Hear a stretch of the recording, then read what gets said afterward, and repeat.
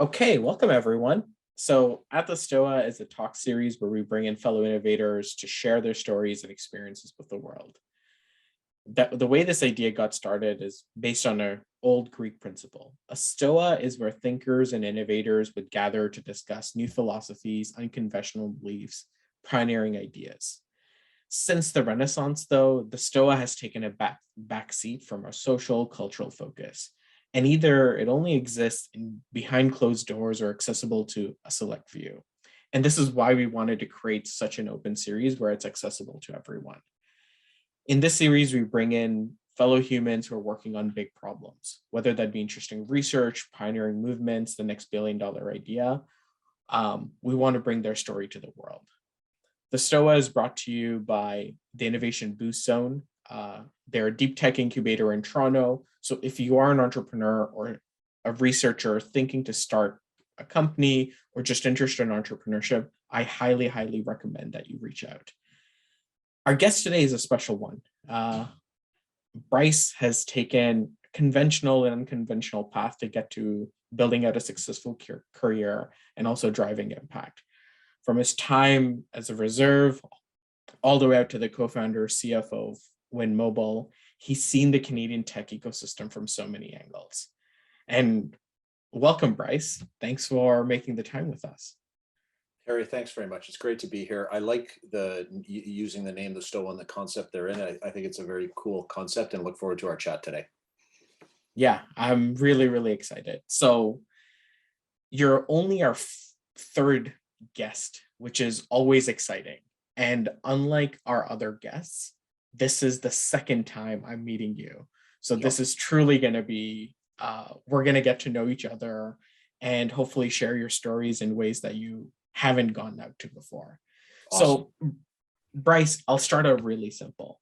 I know we talked about this a few days ago, but tell us a bit about yourself and some of your defining moments. They don't have to be just professional.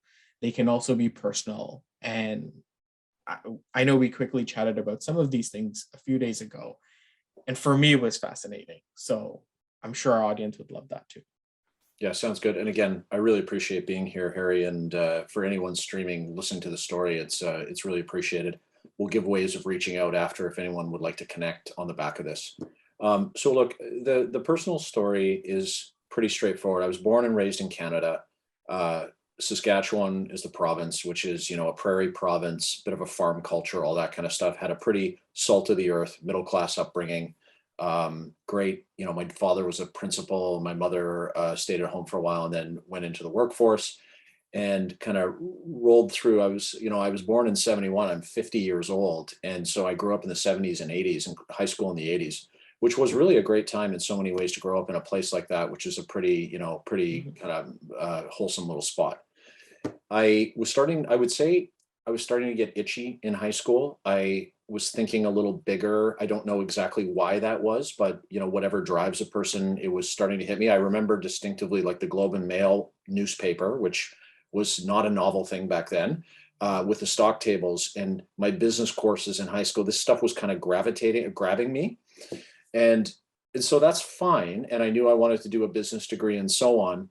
And what I ended up doing is I needed a summer job when I was graduating from high school. And so I applied to the Canadian Naval Reserve to be the lowest rank boot camp in my home province, which people find weird because it's absolutely landlocked and it is the Navy, but they do land-based ship training where they give you a boot camp, get you started. And I did that for a summer.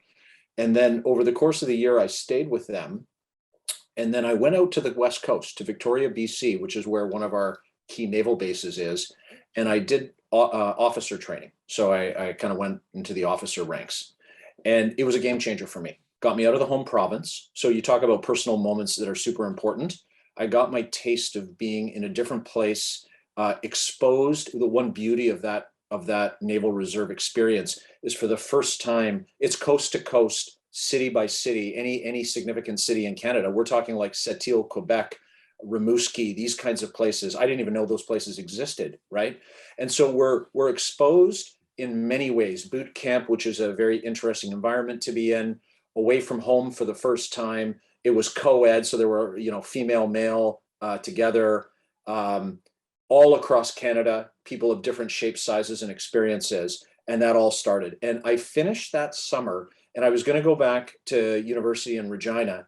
And I realized mentally that was over for me. I couldn't do it. So I ended up orchestrating going home, quitting, driving a car out west, and sticking with the military for a year to get more training. And over the course of that year, you get exposure, more and more exposure to some interesting leadership opportunities and other things. And because there's such a big presence of the Navy in Halifax, I had a lot of friends from there.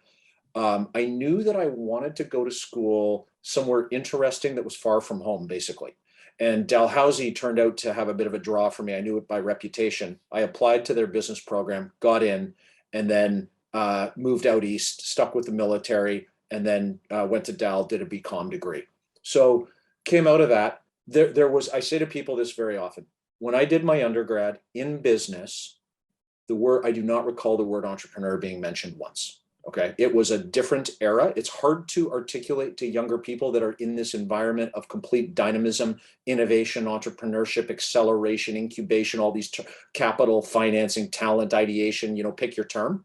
None of that existed back then. So you don't get the influences when you're in that environment of that's something I should think about doing. Rarely it happens where, someone just has like the Elon Musk style bug and they just could never work for someone and they go no matter what environment they're in. For me, I didn't have that. And so I ended up looking at pretty traditional jobs when you come out of business school. And I ended up doing a chartered accountancy in Toronto. I knew I wanted to get to Toronto to get to the financial capital of Canada. I did see that, and that was part of my business kind of persona. And I went to Coopers and Lybrand, a predecessor firm to PwC, 2 years in audit, didn't really groove with me. Great experience, learned a lot, but not long term. Moved to consulting. They had a great consulting practice. Spent a year in Boston, and then this great thing that we call the internet exploded over that period of time. Okay, and in 1998, I got a phone call from a buddy who had started the side hustle and saw the opportunity to jump. He jumped, very quickly called me and said, you got to leave that place, and we are starting a business together and we're going for it. And so what actually happened is 4 of us came together and we did the start. And again, I don't want to belabor the era, but it was different. There was no cloud, right? Prem-based servers. The concept was very basic. Relative to what you would presumably even the infrastructure for cloud didn't exist back then. Didn't exist. So the data centers were starting to rise and that kind of thing, but it was always hard, like you're owning iron in there somewhere. So anyways, we built this business, and you know what? I got to tell you, it was one of the greatest experiences of my life. And in hindsight, it was super important because it got me the taste of entrepreneurship and having all the things that entrepreneurship brings, the build, the control of your own destiny, no boss, and really like fighting every day in a competitive environment. Mm-hmm. We failed. So we had the run up. And then when the .com one crash happened and we had the true tech winter thereafter, that we were caught up in all of that. So that failure was super important on so many levels to how I thought, how I changed in terms of how I think about business, the world, taking risk and iterating and accepting failure and learning from it and getting stronger from it. And that failure is not a bad thing. Super important. Okay. And then what I did after that is I stayed with one of the other 3. And I actually literally started going to, I don't talk about this, but he had a pretty decent house. He had a little more money than me, he had a little more ownership. And I started going to his house. I had no job now, he and we started doing some stuff on the investment side and so on. This is now just to give you a year, this is 2001. So right after the crash. And I'm sitting in his house day after day, kind of commuting over there, and we got some good ideas, but it's not moving at the pace that I felt we needed to. It was quite passive, and we didn't have, he and I were not the idea people to start the business. So I ended up saying to him, look, let's keep working together. Let's keep it going. Little did I know that I was basically starting the side hustle for the job I was going to get. And that term didn't exist, of course, back then. And I ended up getting a very traditional corporate controller job at a 1,000-person public TSX listed company to basically build up a cash flow again and to kind of wait out the nuclear or the internet winter and see what would happen. And it was a good enough opportunity that I was okay with taking it and building up the experience. And again, I'm the type of guy, I'll grab what I get, make a decision, and I'm not looking in the rearview mirror. I'm going to learn as much as I can from it, and so on. So I take this job, and candidly, not my favorite situation. Again, not dissimilar to the accounting firm, but I learned a ton. Usual comment about learning. Sure. Yeah, And of course. kept the side hustle from day one, really. And that was not really a thing back then. So I had to manage that pretty carefully. And then in 2003, things are starting to move again. Okay, we're out of the 2-year winter. And I get a phone call from a recruiter. And he said, look, we're a firm in Toronto called Globalive is looking for a finance professional, dynamic entrepreneur. Would you be interested in talking to him? And that was the fateful call where I went and had a coffee, I think it was, with Tony Lacavera, my current business partner. And, you kind of fall in love in a non-romantic way with a concept, a person, and what he stood for, his entrepreneur. He was kind of maybe what I had been looking for in terms of a contrasting persona that I could hitch my wagon to, and we could build together. And so it was a very short process. We hit it off. I say to people, I didn't negotiate comp and things. I knew that if I proved myself and he and I got into business together and created a partnership, all that stuff would come. And I was ready to move from where I was. So hopped in, complete mess. He had done a good job at building a top line business in a telecom era. It was messy as hell. Tech debt, terms we didn't have any back then.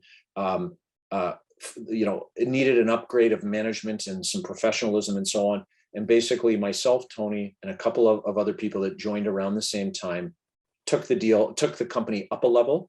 And over about a 5-year period, through M&A and through organic growth and product launches and so on, all on our own, like, again, pretty young, learning on the fly continuously, making every mistake in the book, particularly, people and culture and all that stuff, grew the company 120 million in rev in 2007, 25 million in EBITDA. This is an era where it was profit, services business, all that stuff. And then in 2007, towards the end of the year, the government said, we need to introduce competition to this crazy wireless oligopoly in this country of Rogers, Telus, and Bell. And we're gonna do a few things to enable competition, which gave us a window. I remember it, that policy came out, and there's a vibration that happens with Tony when an opportunity happens. It's hard to explain, but he vibrates. And Simon being kind of the third of the three of us who handles regulatory and legal, he and I know that sign when it happens. We mobilized. I wrote the first business plan, did the financial model literally in this room that you're staring at. I just moved into this house. And we basically canvassed the world for capital in the biggest networking blitz we've ever done in my life anyway. And we were 10 days from the bid deposit deadline. To buy spectrum, you have to show that you have financial wherewithal. And we had to put a huge deposit down. And we were a small company, right? I told you 120 in rev, very small. We ended up 10 days before the deadline meeting an Egyptian billionaire by the name of Naguib Sawiris. Tony hopped a flight out there, met him, and did a handshake deal. His team came back. Simon and I and Tony worked with his team, and probably 2 days before the deadline, got a $215 million wire sent that we flew to Ottawa. I think we grabbed a charter and we deposited that check with the government that allowed us to enter the spectrum auction. And that took us down the wind road. And so we'll talk about, that's incredible. I don't think I've ever heard that story. No, and we were super close to missing that deadline. I can't tell you how close it was, and we would have a much different story now. But to kind of move more quickly, because you can hit wind any way you want with me, but we basically, let's just say, a wireless telecom oligopoly does not like what was happening in the market. And so they have a playbook the length of your and my arms and legs all sewn together on the tactics that they use to deal with competitive entry. And they are very, very talented at it. And so we fought every fight. We had to go to court multiple times on our foreign ownership. We had our license yanked once by a regulator. We raised capital where we could. We almost went bankrupt a couple of times. We defaulted on debt. And through it all, we outlasted other new entrants that failed. And through it all, we kind of came out of the other end, and, we had to change our shareholder base a couple of times. Once, the last time we had to change it to private equity, and in being kind of required to do that, that set us on an exit path.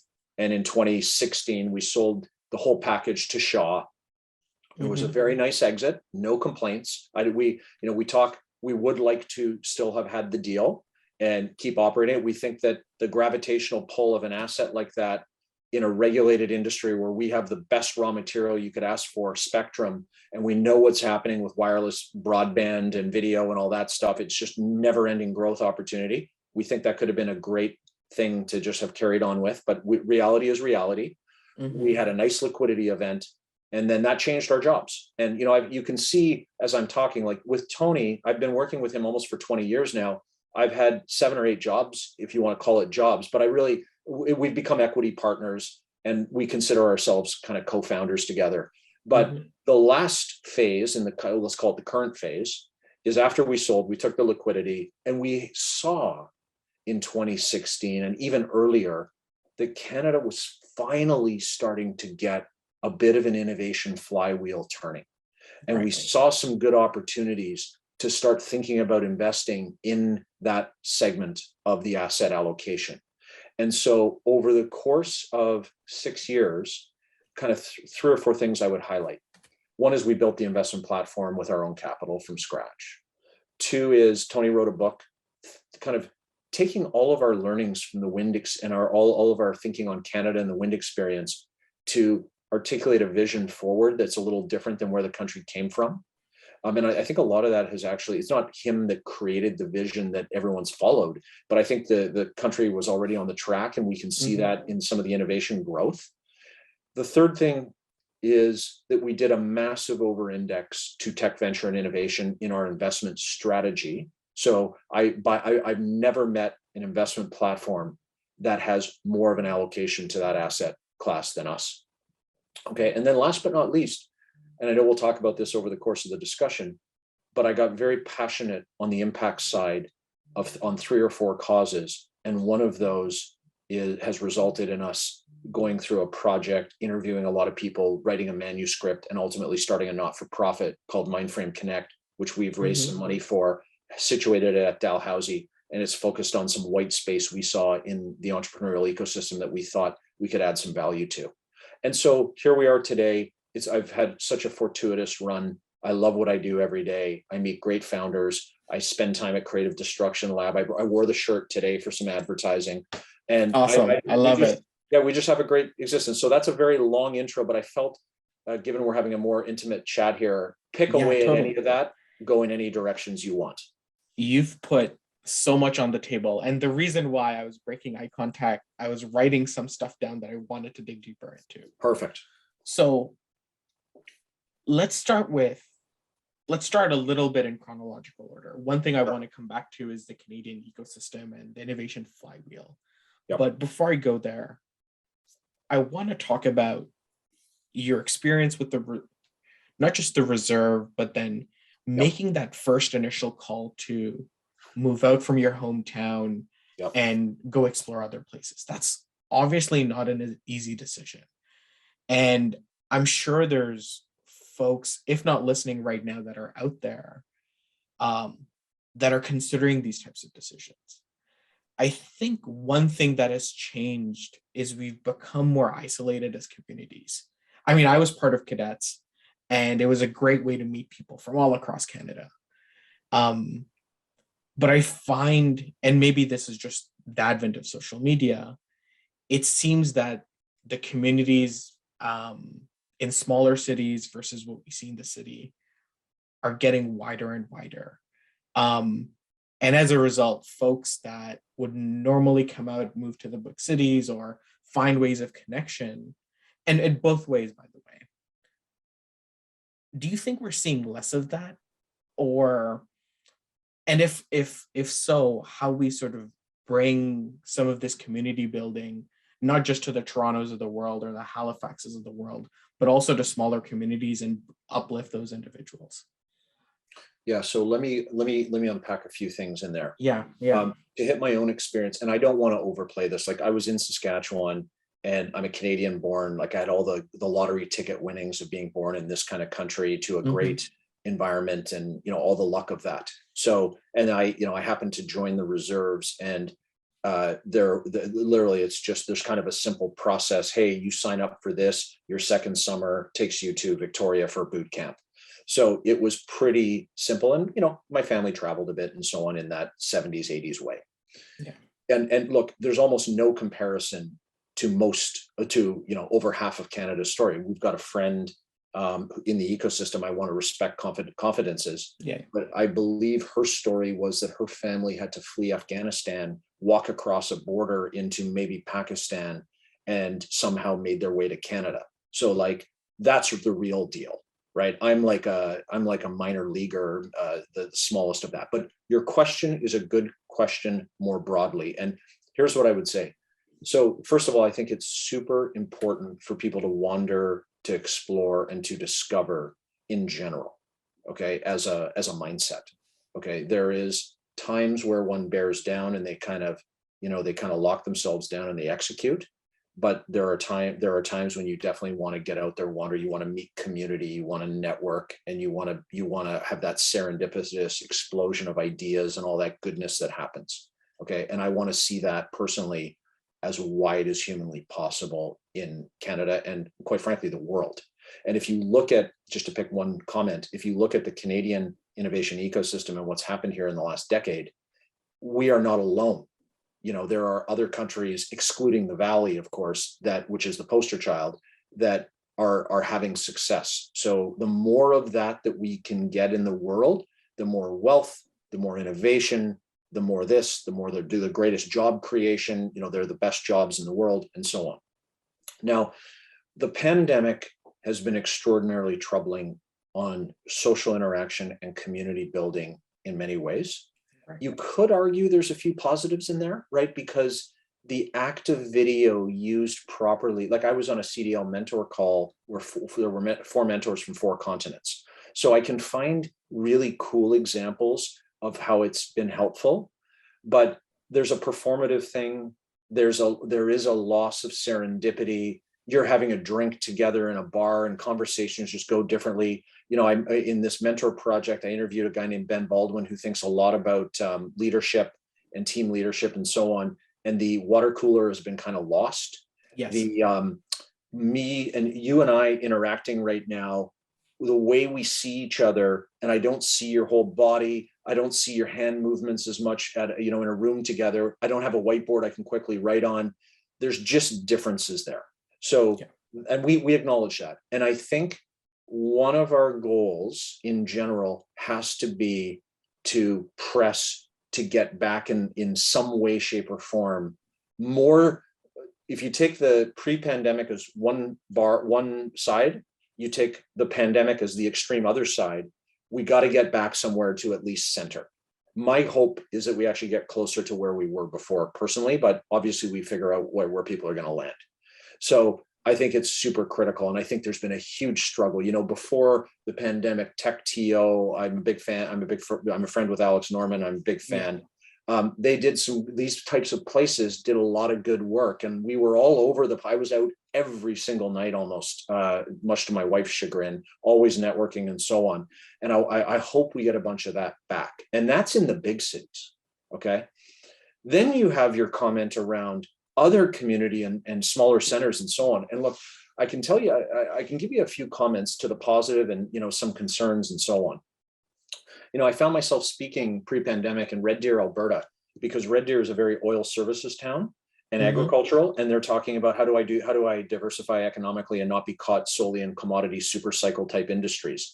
So I went there and we talked about, I did a speech about talking about the wind story and kind of getting everyone rah on entrepreneurship. I was very encouraged to see that.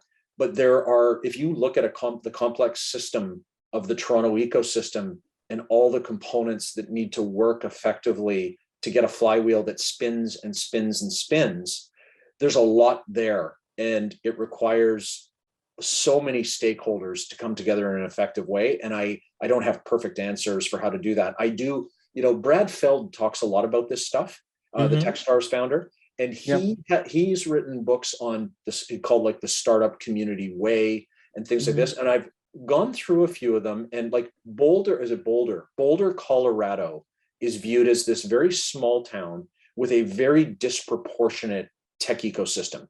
So what I say is look to examples that are interesting, that have worked around what you have to build in terms of systems. And it requires the business community to be part of it. It requires links to other ecosystems. It requires people like us to want to travel to them and give them some time. It requires capital to try to find them and to, and the list goes on.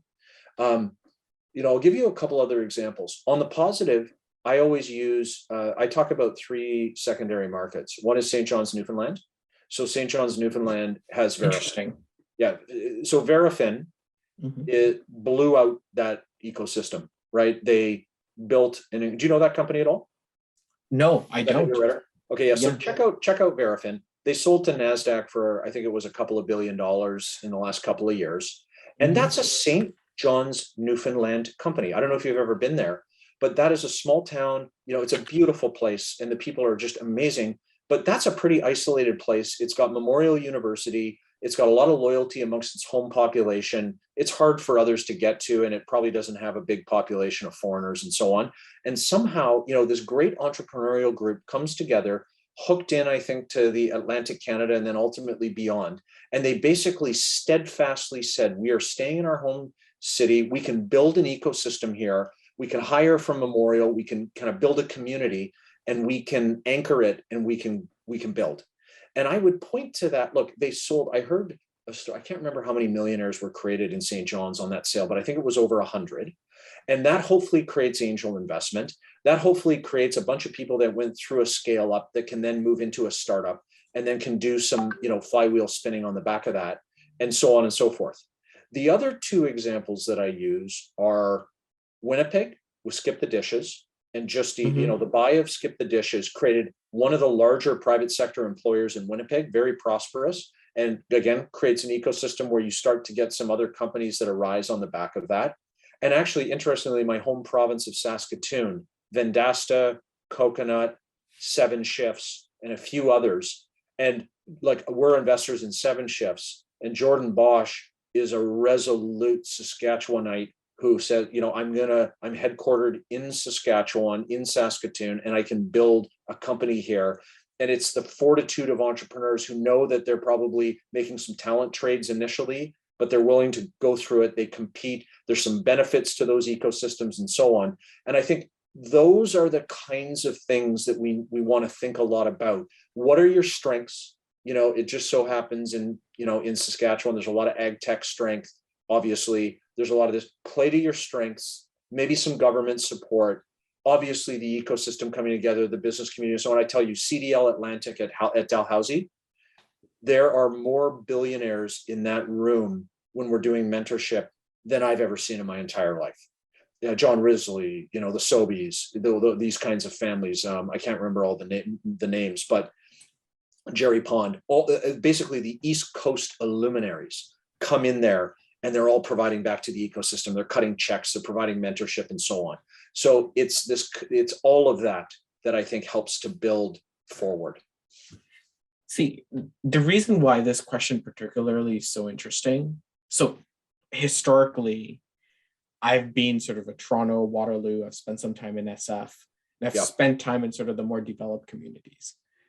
But over the last year and a half, one of these programs that my team, and others, including Jeff and others at Dalhousie, been working on is this Lab to Market program. Yep. It's built across the nation now. Yep. We just partnered with NSERC, and now we're seeing innovations, really good ones at that, come out of universities that I hadn't heard of before. The problem is, as you said, this flywheel of capital, exit, mentors doesn't yet exist in this community. So it's something that I've never paid attention to. And it's amazing to hear sort of how this community was built in from Saskatoon to Halifax. I think there's more places that are going to pop up. And this is, in my opinion, the silver lining of the pandemic. We were able to, because of the pandemic and having run this virtual program, connect founders and researchers from these places who would not normally meet the folks in Toronto, or have connections to the folks in Halifax. And I think that's accelerating at least some small part of the flywheel, at least the mentorship portion. I agree 100%. I will tell you that I would say 100, I've done 100 to 200 mentor video calls with secondary market founders over the course of the pandemic. I had no context for that beforehand. So let's say mentorship got a lot more interesting. I've seen other attempts pre-pandemic, Permjot, forgetting his last name.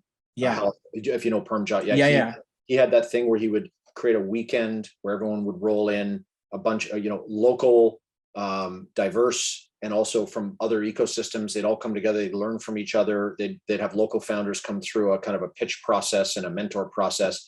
There are lots of models for this. I would say to you that the pandemic has helped the mentor in that video connectivity, and actually capital raising through remote capital raising techniques has also improved significantly. So there's a bunch of good, but you can never take your eye off the ball here, right? There is such a need for, a guy like me who could check out and probably sail off into the sunset, not my aspiration, but like I spend hundreds, thousands of hours a year in our ecosystem in varying capacities, partly selfishly for deal flow, right? Because I am an investor, but a lot of that is not give back, it's learning for me and learning for the other side, but it's the act of doing that. Okay, and I'll tell you, like I was on a CDL session and a couple of pretty high-powered CEOs were on there from corporate Canada. I'm like, that's what we need.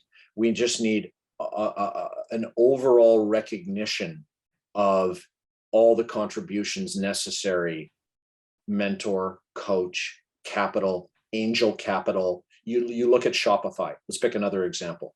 There's the Backbone Angel Group that has come out of the Shopify ecosystem, right? Those guys, they've written a ton of checks, very diverse group, writing into diverse. And all of those checks are great, but those people co-built Shopify. Like that's a beautiful set of mentorship that's going to come out of that crew.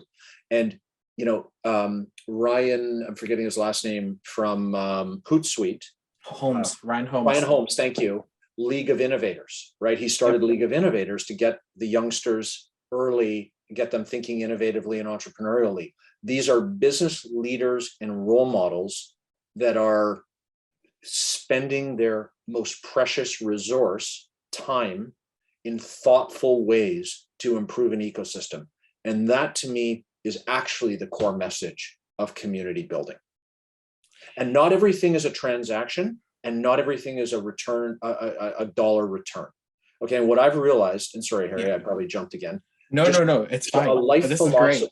a life philosophy that I've had is that not everything needs to be calculated to the last penny of compensatory transactional thinking. And what goes around does come around, and the money generally follows all of the actions that one takes and puts into something.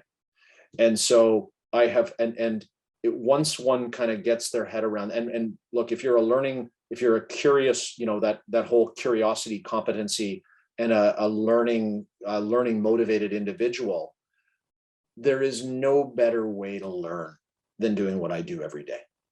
And it's amazing how quick I could become redundant. If I stepped away from tech and what I do every day for 2 years, oh my God, I think it would, yes, I understand some timeless business building principles. I would have to grind my way back probably for a year to get back into how quickly things are changing. So I'll stop there. That's a long discussion of community. Super important to me. Yeah. It's so good that you're thinking so deeply about this. And at the same time, you're coalescing some of these pieces together, whether it be via CDL, Mindframe Connect. I want to come back to Mindframe Connect, but just to cap off this community thing, I have an awkward and weird question to ask. Yeah, please. So I'm 29 now. I get a bunch of my friends who started in tech back in university and things like that have now done well for themselves, have built a company, got it to a point of exit. And some of them have dispersed between, places like San Francisco, New York. A lot of them have stayed in Canada as well. And you mentioned this one thing where once you've made some decent amount of money and feel comfortable, it's easy to take your it's easy to take your foot off the gas pedal. What do you say to those people to integrate back into the ecosystem? Because it's something I struggle with. It's like, why? I have friends who are traveling across the world over the pandemic. Yeah. And here I am, like, let's go build this innovation ecosystem. Yeah. What are other arguments, whether it's you or me, can tell my friends or of our friends, presumably, that they can give back? Yeah. So look, I think I don't, I don't want to tell people anything that how they should do anything. Right. Sure. I'm in mentorship, I like to say we give a little bit of guidance, some insight. We tell some stories and analogs. We don't give prescriptive advice. I don't know your context. You don't know my context. That's how it goes. And that's fine. But here's what I would ask a few questions, right? One of my questions would be, what gets you up in the morning? What do you see as like your long-term purpose? Okay. I mean, there's this, again, you get to 50, man, and you start thinking about the world a little bit differently. And I see many friends retiring. God, I can't believe that word's in play in my life now. And there's a common refrain is, how do you find purpose and meaning? Okay. And so what I would say let's take a startup type CEO, a founder who's 30, and let's say they started their company at 20 and they had the nice 10-year run and they had the nice exit, and it kind of worked out, and they could even retire if they wanted to. What I would say to them is, I said, look, you have a unique set of skills that harnessed are very helpful to an ecosystem and a community. And, I won't tell you what to do, but if you want to build on your strengths, that is a very interesting place to build. The second thing that I would say is, I believe, person, need to think about what it is that gets you up every morning, keeps you motivated, and gives you a sense of purpose. And in my experience with a set of business building skills and experiences, to give you an example, have found a lot of purpose in what I do every day. And most importantly for me, a ton of learning. And so and those are typical attributes, as we know, of founders. And so I probably go in that direction. Secondarily is investment. The second you start interfacing into these communities, you will not be able to stop yourself from writing angel checks if you have liquidity and you've had an exit. You just will fall in love, and then you have to get smart about how you build that platform. That's a learning I've had over the last number of years. But so you will very quickly get more invested. You will get asked to join boards. You will get asked to join accelerators and things, and mentor at Techstars and all. And then it turns into something that, very quickly is purpose. So I'm not saying that has to be your purpose, but you have the foundation as an exited founder to really look at that as a very interesting place to drive your purpose. That's how I would say it. No, that makes a ton of sense. And I then would point to 30 role models. We've already talked about, so the Verifin guys are now working at the buyer and they're continuing to kick butt. Ryan Holmes is a great example. There's a number of people that are very like the Backbone Angels. There's, Jerry Pond, I can pick a lot just off the top of my head that are ecosystem builders, champions, and they are making money. So if you want to be mercenary about it, they're cutting good checks in great deals. The act of what they're doing is creating better deals for an ecosystem, and they are ultimately benefiting from it if you want to get to the wealth effect. So this is an interesting concept. And this term was not around even, in my opinion, 7-8 years ago.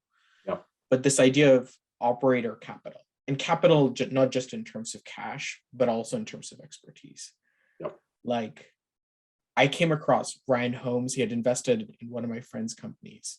Yeah. And they were just getting off the ground. It's not like he had boatloads of cash.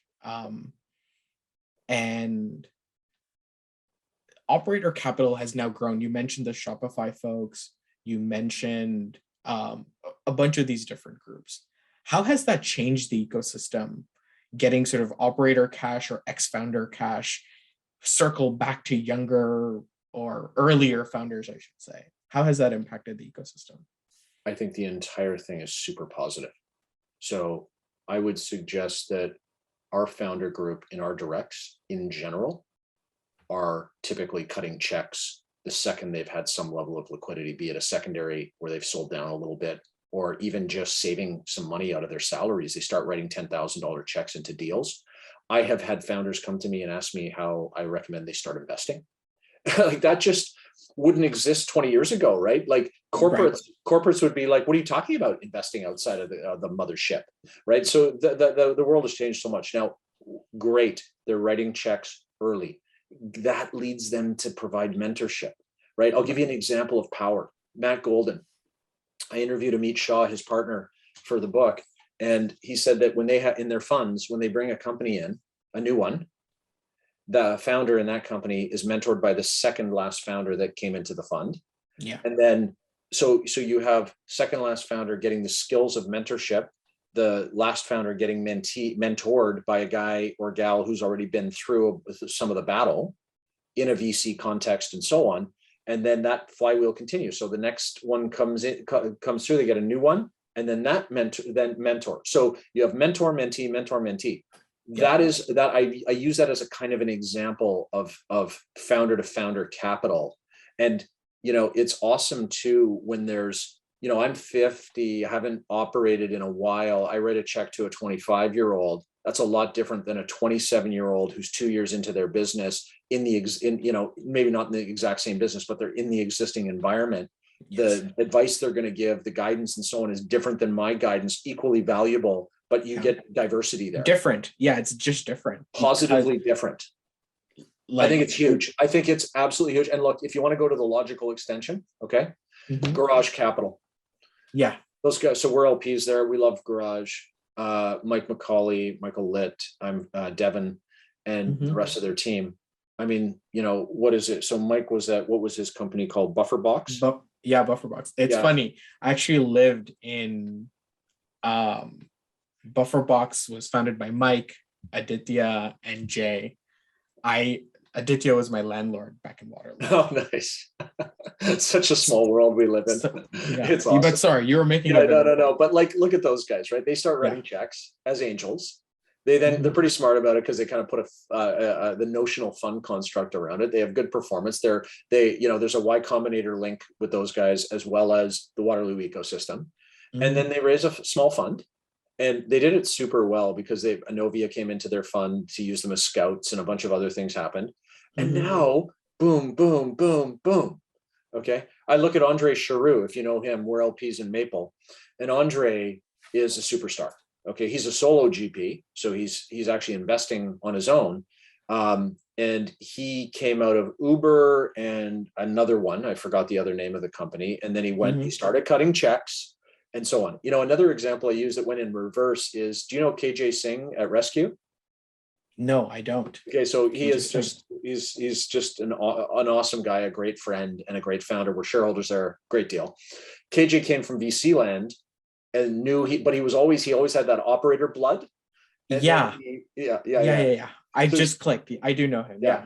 So he's been writing angel checks forever and giving great mentorship to founders. And then he goes and starts something. Look, all of this is good news. Okay. The money that is somewhat strategic, that can provide a little more than just a passive check, particularly in the earlier stages, which is often when the founder to founder checks are being written, I think is just all super powerful. So huge fan. So, okay. These are a bunch of the things that are going well. There's a lot of things going well, obviously. Yeah. Where do you think we're lacking? How does this ecosystem, or groups of ecosystems, maybe I should say, go to the next level? And Tony, I was watching an interview of Tony Lacavera, your partner, Yeah. he was asked this question. It's like, and he even said that we have a bunch of the ingredients. Yeah. So is it organizing the ingredients? Are there particular ingredients that you think are missing? Let's start there. Yeah. So look, let's talk about a few things that could be missing or improved upon. Look, I still think we lack, to a degree, private capital, not reliant on government backstopped funding somehow to stand alone as an ecosystem. We will never stand all alone as an ecosystem. It's not necessary. But if you were to look at the proportion, like take the BDC, the EDC, the various government grant programs, SDTC, SIF, the VICIs, the VCAPs, the SHRED, the FedDev, the digital loan thing that was just announced. Like, we are over government funded, under private funded. Okay. Now let's talk about what that means. Okay. So what does under private funded mean? Well, in my definition, okay, and I give Mr. John Ruffalo, who's a friend, huge credit for this with what he did at Omer's Ventures, and actually convinced and did it with Michael Nobrega, who was running the place at the time. I think they came together and they had a vision. This is part of the ecosystem, early ecosystem building, and they built Omer's Ventures, and they did a lot of good for the ecosystem. And I think our major institutions in the US, it's a lot of endowment money that goes into venture. The Yale, the Stanford, the Harvard. We don't have that same system here of endowment. And those guys.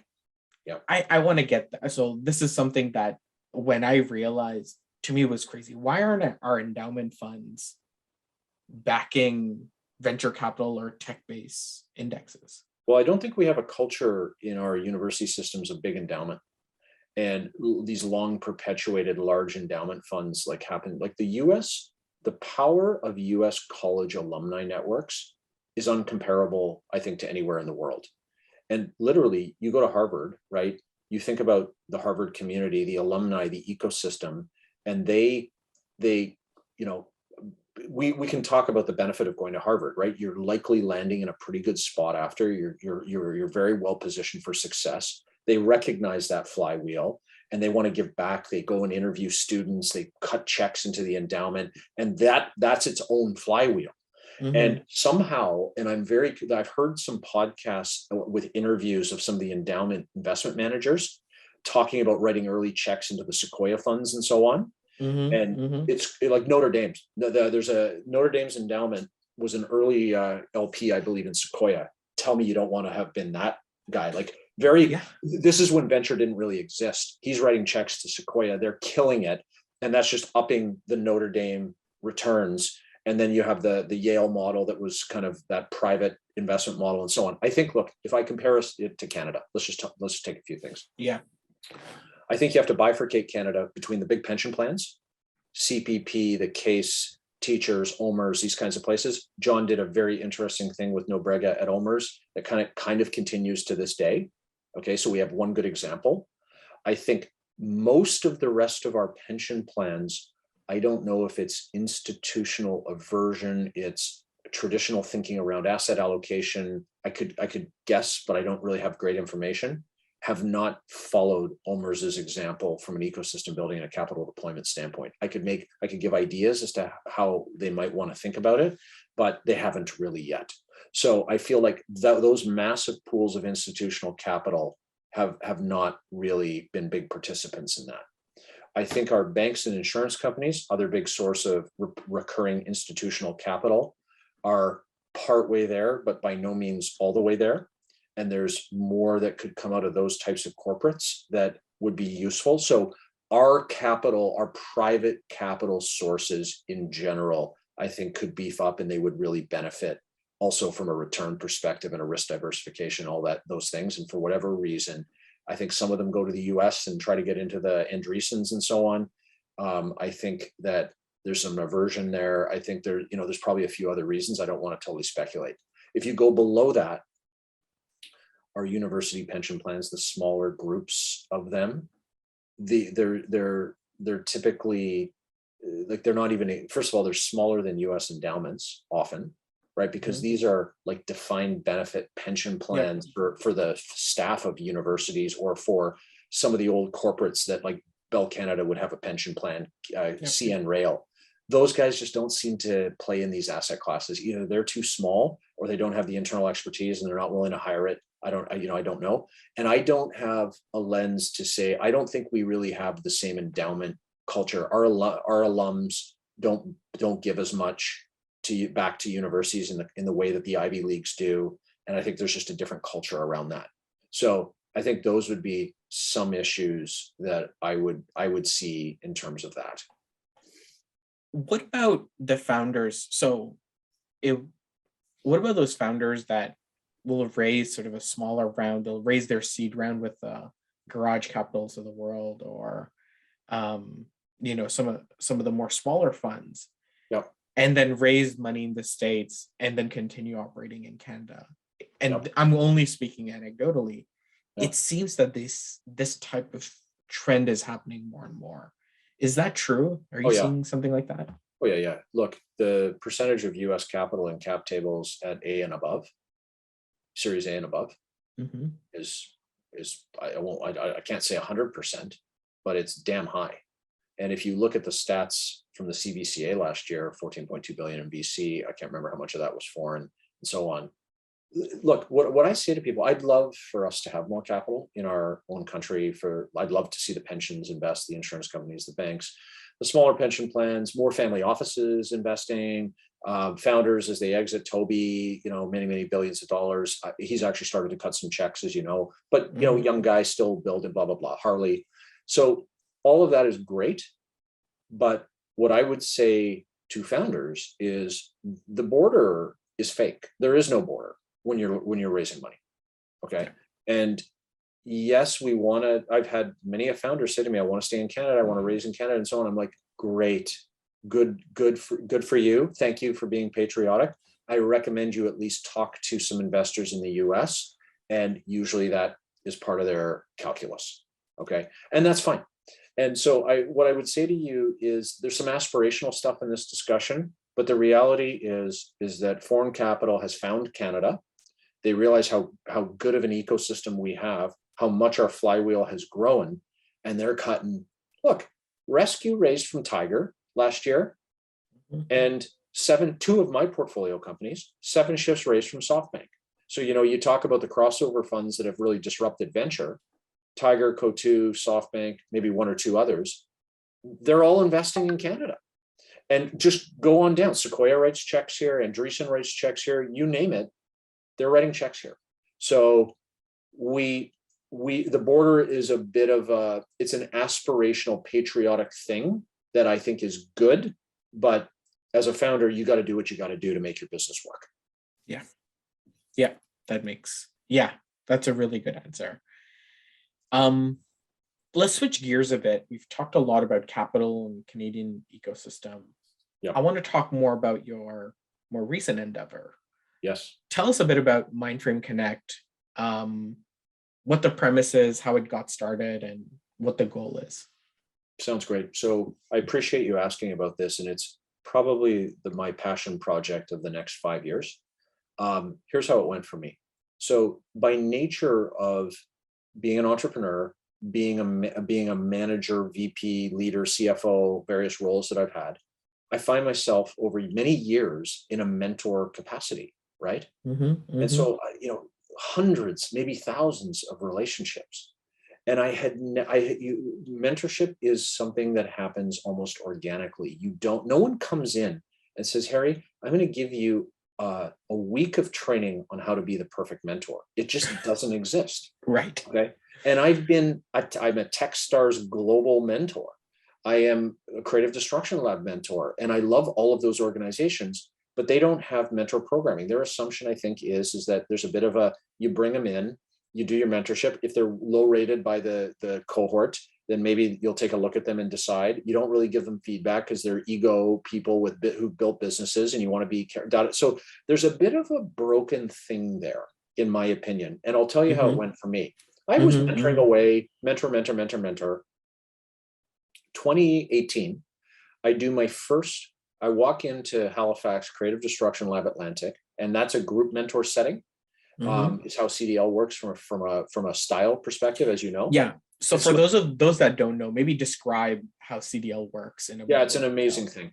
It's, look, for anyone out there with the way they kind of work is they're looking for massively scalable potential, typically science-based startups, and they have streams and themes. So quantum, space, I think computer brain interface, risk like insurance and stuff, fintech, prime, which is general, oceans and Atlantic, energy and the Rockies. The list would go, many, many health streams. It's just an incredible program, originated at Rotman in Canada, a Canadian export. It's at Oxford, it's in Paris, it's in a number of US campuses. I just love the whole thing. Okay, and here's how the format works. Company applies to a stream or whatever, they get it, they go through a process of application, interview, and so on. If they get admitted, then what ends up happening is there is a 5 or 6 meetings over the course of basically a two semester school year. They're paired with an MBA. They're paired with an MBA student. All the schools that participate give a course credit in their MBA program for a student to be attached to each venture that's admitted, which is very cool because the students are learning about entrepreneurship. Many of those students are starting businesses, by the way, or going and being employed by the startup. So extra little flywheel power there. And the way the format works is follows. Day one, your first meeting in the pre-pandemic days, this was in person, you go to the campus of relevance. You spend the morning with 6 mentors there's usually, I should say, I won't say 6 meetings, usually 2 to 3 mentors per meeting. They call those small group meetings, and it's kind of a mentor madness 20-minute. And the goal of that is you're setting 3 objectives for your company that you will meet by the next meeting, which is 8 weeks later. Okay, and you are designated a lead mentor and a critique mentor. And so somewhere in those morning meetings, you will meet each of those as well. Okay. The lead is responsible for agreeing with the objectives you propose or changing them. Normally, there's a lot of changes done because of the business professionalism. The critiquer is responsible for agreeing with the lead or critiquing it. And what happens is after the morning, you go into a big room with all the mentors for the stream. Sometimes there's like 50 mentors in the room, and you get 9 minutes per company to go through the lead introducing them and the objectives, the critiquer talking about the objectives, and then the moderator asking people in the room questions about what do they think about the objectives, what do they think about this, what do they think about this. And at the end of that 9 minutes, objectives are agreed upon, and the company kind of leaves or whatever. At the end of the day, all the mentors come together, everyone's kicked out of the room, and you go company by company, and they call it the deliberation. And for a company to advance, one mentor at a minimum has to put their hand up and say, I commit to this venture. And the commitment means you will spend 4 hours of your hard-earned time with that venture over 8 weeks until the next meeting. And the CDL was genius. It was designed almost by economists in that it's a marketplace for time and judgment. Yeah. Right. And the act of forcing 4 hours of a time give makes people very careful in putting their hand up. It's absolutely brilliant. So that's the format. And I walk in, so you can see mentors are watching each other, right? There's tons of what they call group mentorship going on. I'd never done that before. I walk in and I go over the course of the day, and there were some beauties in that room. John Risley, the Sobey family, I mentioned Jerry Pond was there that day. John Phillips, the angel investor that cut the Shopify check. I believe he's a billionaire. He was in the room, super humble guy. And the list would go on and on and on. And I'm sitting there and I'm watching around the room and I'm like, oh my God, I don't know what the hell I'm doing. I don't know how to mentor properly after watching these guys. So that caused me to go on a multi-year journey. Okay. And how I define the journey is we're working hard. So you can't just stop what you're doing and go do a project like this. But I had in the back of my mind just getting myself better as a mentor. So I started seeking out resources, Techstars Mentor Manifesto, a bunch of stuff that's written on it. Very lame. I'll be honest with you. Very little value in the resources that were there. So in 2020, something called the pandemic that you and I have already talked about hit. We all figured out this video stuff. Tony and I hired a research assistant. and we interviewed 150 ecosystem people. You would know, Harry, I guarantee you know 75% of them. Okay. And Wow. we recorded everyone on Zoom. Some people submitted, but most were recorded on Zoom. It's a beautiful library of video. And my research assistant and I wrote a 100,000 word manuscript in the fall of 2020. And then it started to go through an editorial process. And that's a grind. I'm going to be honest with you. If you ever write a book, give me a call. It's a grind. And Jeff Larson from Dal, who you know, who I'd interviewed 6 universities, called me and said, I think we should do something bigger with this rather than just a book. And so in February of 2021, a year ago, we took a concept to a Canadian organization called Future Skills, which gives grants for upskilling. And we said, we want to do 2 tracks in Mindframe Connect. Track 1 is upping the game of mentor and mentees and their skills. And we added a late stream, which we can talk about if you're interested, on building the skills for entrepreneurial resilience. And Yes, that's a separate discussion around some things that I saw personally myself and in the ecosystem around the pandemic that that I'm happy to talk about. And so we got the grant. The punchline is we got the grant. We situated the not-for-profit at Dalhousie. It's called Mindframe Connect. 3 gals are running it, doing just a spectacular job. And we've built 1-hour synchronous workshops on a number of topics that I deliver. Eventually it'll be many people delivering, but to date, I think I've done 40 of them already. I'm getting kind of, that's a good number. starting to figure this out. And yeah, you guys are getting out there. Yeah, we're about to go global with Techstars. We've done CDL. We've done Techstars Toronto with Sunil. We've done Entrepreneur First. We're doing League of Innovators. We might do the Knowledge Society. We've done many universities: York, U of T, Dal. We're going to do Queens next. I got to tell you, it's Mars. It's a Communitech. It just keeps going, and it's really starting to proliferate. And people, I think, see it's very gratifying. I'm treating it like a startup. You know, we thought there was some white space. We thought there was a problem we're solving. We did our discovery. We wrote them in, and now our product is actually starting to go to market and get product market fit. Now, it is a not-for-profit. We don't charge for this. We have to think about long-term sustainable funding. We are doing that. But it's been so gratifying. We've had I think we're at 550 or 600 attendees on the different topics. And I really think we found some white space that we're adding value to. And I think it improves the mentor-mentee relationship and how they work together. Mentors start thinking a little bit differently about how they center the relationship. And I think it improves the overall experience between them. And on the resiliency side, which we'll talk about however you would like, we have not, prior to the pandemic in particular, the mental game and the psychology of entrepreneurship, I had never had someone talk to me about that.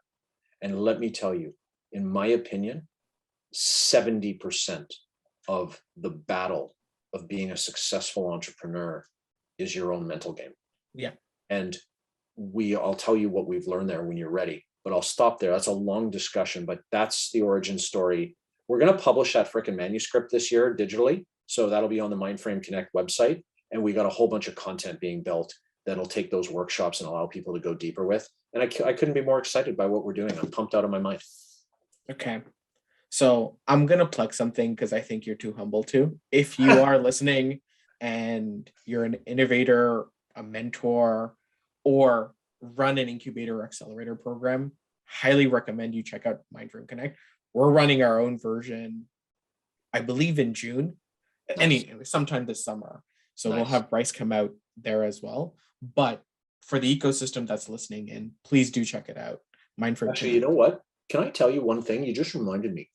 It's actually starting to go in some interesting directions. So you know how Ryerson has those different zones. So the legal zone asked us to do, which one did we do? Resilience, I believe. Okay. So I went and did an hour. I did the hour on resilience. And I actually talked to the co-lead, Chris Bentley, I think is his name, really nice man. And he reached out, he said, hey, look, I'd like to do something for lawyers, first-year lawyers that are going to be heading into the law firms to help them out with some of the topics you're talking about. So we're about to construct a workshop. We're going to pull parts of multiple workshops into one, extend the principles. And we're actually going to create one focused more on people entering the workforce. And we'll do the principles of menteeship because they're typically young and mentee. We extend the principles to we did a chapter in the manuscript on employee mentorship. So we're going to add those principles. And we're going to do the individual resilience section, which is how you as a human can look at tools to be more resilient as an individual. And hopefully, it's kind of an interesting twist of adding a few components together to a new constituency. And if we can help new employees entering the workforce and just help them along that messy journey that happens when you start at a place, and particularly lawyers, right? Like entering the law world is it's got its issues. So we're hoping that we get some positivity there. And then we had a number of founders ask us when we did mentor, hey, is there a way we can bring this into our organization? So I feel like that'll be the start of that. So there's actually more product being developed continuously as people pull us. In some sense, Brice, I'm not surprised. This had to be, not just the iterative aspect of when you treat it like a startup, it has to be iterative, but the resilience piece, especially with the pandemic. And I think there is a growing loneliness, despite how connected we are. I think that contributes to, not just resiliency, but broader mental health issues. So yeah, I think there's more to it than just the founders. And there's other parts of the ecosystem players that I think would love this. So I want to jump to the resiliency stuff, but before we do that, I want to talk about this mentorship part. Please. So you've done a few of these mentorship sessions. You've obviously spent a lot of work over the past, you and your team have spent quite a bit of time on this. What have you been learning? What was the non-intuitive stuff you've learned over the last year as you kicked off the mentorship portion of this project? So I'd probably go in a few directions. So one example is we did CDL Atlantic, and a guy said to us, and it changed some of my thinking. A guy said to us, this is going to make me a better parent. I wish I had this earlier in my kid's life cycle. And it actually caused me to stop and think a little bit about, so if I look at my personal journey, obviously the act of putting this all together has been a complete learning for me. And of course I've adopted what I've learned to be better. And I started to think about all the, those leadership fads that are out there. What's the fad of like self-help type whatever stuff? You want to be a better leader, lead from the front, or this yeah those truisms is all that stuff. Yeah, sure. And there's always like a new form of leadership advice that's given. Sure. And what I'm now saying to people is we have this 3 pillars of mentorship slide: time, judgment, and the craft and the competency, which is what we focus on. And what we say is that whole thing actually makes one a better leader more broadly, not just as a mentor. So one learning was this is more broadly applicable than just mentorship, and people are really pulling these principles in the overall human-to-human interaction, both within and outside of organizations. Okay, so that was one that hit us hard. We don't want to turn this into a leadership course, but it's kind of got some of those green shoots. The second thing that I'll say, there are 15 principles of mentorship. Okay, and that was based on the 150 interviews and me codifying them. There's a big debate, and it's happened in many of those workshops. Okay, we have a principle around be super careful about giving direct advice, ask good questions, offer insights, tell stories, draw analogies, but be super careful offering prescriptive advice because you don't have context in totality. Your mentee looks up to you typically, and they will really internalize what you say, and you can send them in roads that are terrible. It was a common theme in the interviews. Okay. Yeah. And interestingly, Techstars would have similar thinking, but there is one of their principles where they've elaborated it with a blog post, and they talk about there are some times where you have to give the person a shake and actually give them exactly what you think. So I've been thinking a lot about that. And we've been asked a lot of questions about this. You're not advising us to hit them head on with the tough love and the hard advice. And what I say to them is, I said, no, you guys I think you're missing the point here. Okay, so the issue that I have with tough love is not tough love. It's everyone forgets love. They only tough, right? So you have to, you talk about radical candor, right? It's radical candor is delivering feedback, caring personally and being constructive and honest. Okay, but everyone forgets the caring personally.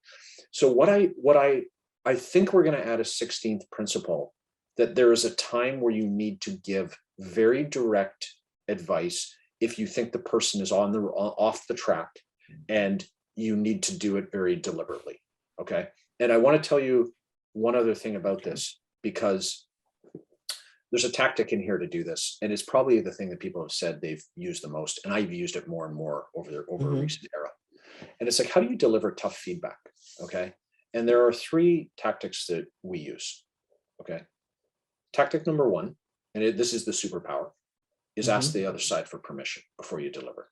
Harry, you're doing something here that is very concerning to me. I want to give you some tough feedback here in a positive way, and I'm asking you if you will allow me to do that. Okay, that is a superpower tactic to deliver feedback. Point 1. Okay, I've done it with founders in our portfolio where I've said, I want to give you difficult feedback, but I don't want to give it to you if you don't want it. And I've done that by email before having the call, stuff like that. It's just super powerful. They've permissioned it. Number 2, you've probably, if you're giving the feedback, have had a bad experience with it because you're a business person who's got a problem, who's had a problem of that nature. Tell a self-deprecating story to show that you failed before you to contextualize whatever it is you're giving them. Right. Presumably that upholds the ego. The first one sets the schema. The second one upholds the ego. Correct. And the third, and Patrick Lohr gave me this one. I don't know if you know Patrick. He's CEO Rocky's mentor. He's a Panache managing partner. Okay. Great guy. Just great. Super supporter of this. He said, what I do is I've got this sample size of all the investments that I've made and all the founders I've interacted with. I mentally break them into deciles. And if the person is in the lowest decile on whatever the issue is, I use those first 2 tactics kind of thing. And then I say, look, you're in the lowest decile compared to, hundreds of founders that I've interacted with. And my job here is to get you into a higher decile. And I want to walk the walk with you to do that. And so let's move our way up together. And so those 3 tactics, and I don't want to use them tactics as like fake ways of warming up. No, they're just actually authentic and genuine and true. Yeah. And they set the stage to then deliver feedback that's difficult. And if you're going to give advice, price your SaaS product at $200 a month, which is the stupidest thing ever to do. But let's just say that was the advice. Sure. What I always say is, if it's that kind of pointed, I'm one opinion advice, not drawing out insights, talk to 5 other people to validate what I'm saying. And I want them to know that I have no particularly necessarily better opinion than others on the matter. So that is probably the most questioned thing in the mentor workshop that I have had. And like, it's questioned by the mentors, by the attendees. Interesting. Yeah. That would be the biggest feedback we've got. I went very prescriptive there, but that's the most asked question, or most commented on issue. Do you find that mentors, like you've been doing this mentorship thing for quite some time? Yeah. Is a mentor's job, and presumably there isn't like it's not a black and white thing, but I've always thought of it, and I hope you can correct my thinking here. The way I've thought about mentors is mentors will provide insights to you, obviously while cleaning out those biases and using the tactics that you just mentioned and probably more. Or second, creating triggers. So if you're not doing something the right way or changing directions, and usually obviously these 2 things go hand in hand. But are there other things? First of all, is that understanding a good one? If not, please do correct it and improve it. What else do mentors do in addition to those things? So look, if you want to get into some classic definitional, I asked someone the question. Phil Wickham, this guy, Matt Leibowitz introduced me to him. He was one of the co-founders of the Kauffman Foundation. These guys are guys that educate VCs. He ran it for a long time. This guy was a super star on all levels. So we talked about the difference between a mentor and a coach. So let's start there as an example of a contrast. And actually, I've thought a lot about this since really getting into this stuff. And in my world, they now massively overlap. Okay. I have found that my mentorship with founders has gotten more coachy than mentory over time. And I'll tell you why. So I think the definition of a coach is bringing the best of your internal person to the best it can be.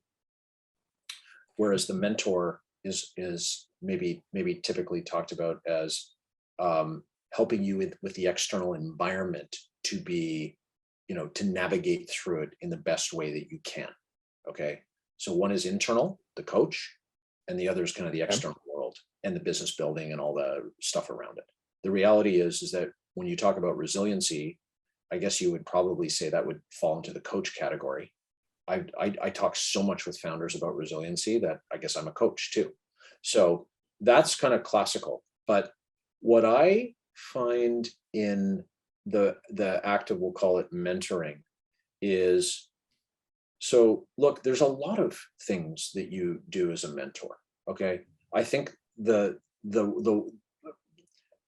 having walked down in the context of entrepreneurship. Okay. So let me contextualize it in the founder mentorship.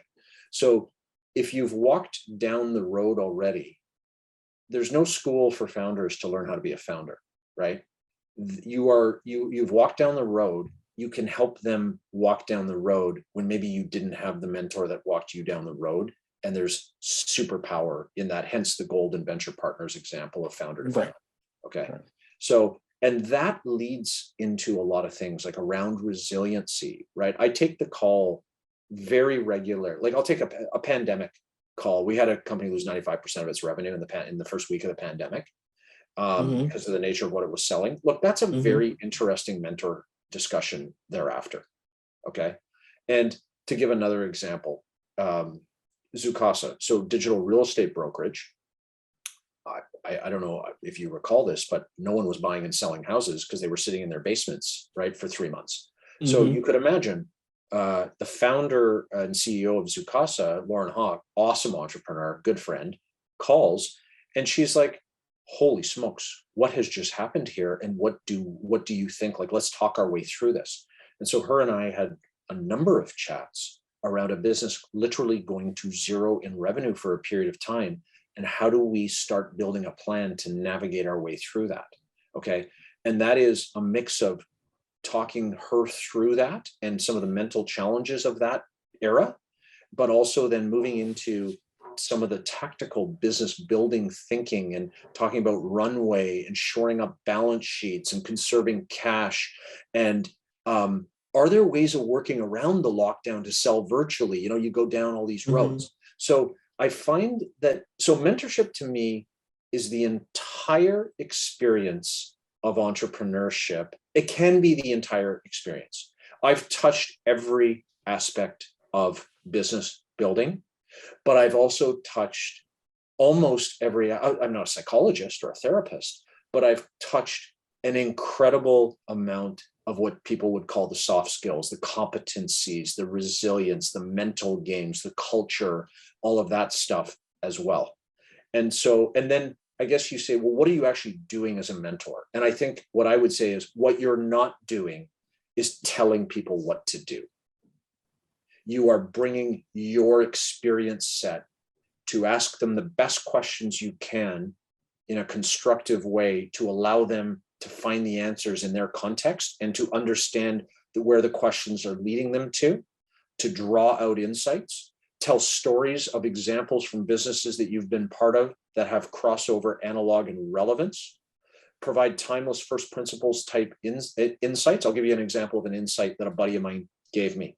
He said, it's a CFO you would know in the ecosystem, very prominent company. He was mentoring him.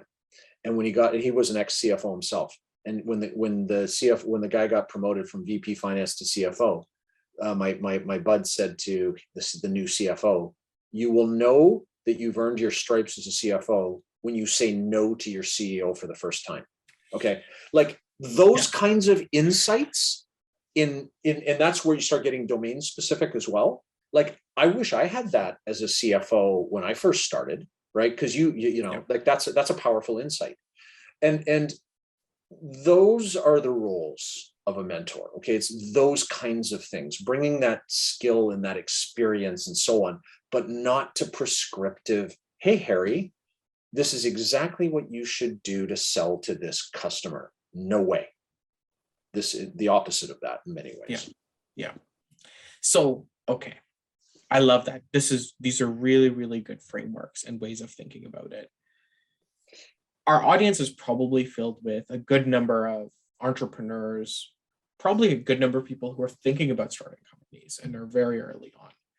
They're probably, for those of our listeners that are not yet embedded in the ecosystem, what's your, don't make this prescriptive, but what's your advice to some of these folks that are trying to find mentors and trying to build relationships? How would they start? How would they start seeking mentors, or more, how would they start like the act of potentially doing a startup or business building? How you find mentors? Well, let's go in both directions. I was initially only asking the mentor question, but happy to go to the second one as well. Okay, well, let's start with mentor because it is a common question. And look, Michelle Romano, who was kind enough to give me her time for an interview, had a great quote that we put in the book.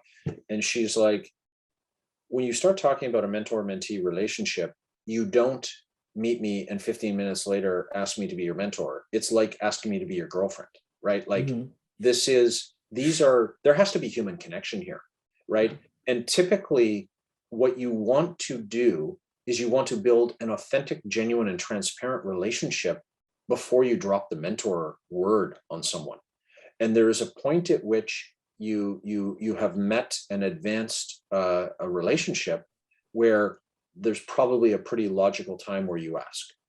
Okay, I can't give you perfect guidance for that. This is human connection stuff.